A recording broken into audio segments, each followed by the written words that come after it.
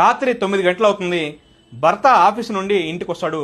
భర్త రాగానే భార్య గొడవ పెడుతుంది, అరుస్తుంది.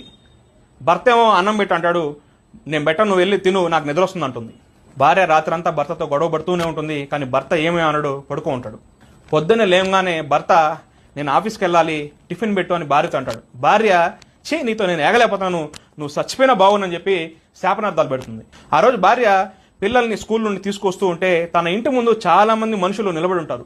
దగ్గరకు వచ్చి చూస్తే తన భర్త యొక్క శవం తన ఇంటి ముందు ఉంటుంది. ఆమె యొక్క భర్త యాక్సిడెంట్లో చనిపోయి ఉంటాడు. అది చూడంగానే ఆమె తన భర్త శవం మీద పడి ఏడుస్తుంది. బావా లేయి బావా, నీతో ఎప్పుడు నేను గొడవ పడను, ఇంకెప్పుడు నేను తిట్టని చెప్పి భర్త శవం మీద పడి ఏడుస్తూ ఉంటుంది. బావా నీకు ఆకలిస్తుంది అన్నావు కదా, అన్నం పెడతా లేయి బావా అని చెప్పి ఏడుస్తూ ఉంటుంది. చనిపోయిన భర్త ఎలా లేస్తాడు? అందుకే భర్తకి ఎప్పుడు శాపనార్థాలు పెట్టకూడదు. భర్త చనిపోయిన కొన్ని రోజులకి ఆమెకి జీవితం అర్థమవుతుంది. బంధువులందరూ దూరం అయిపోతారు.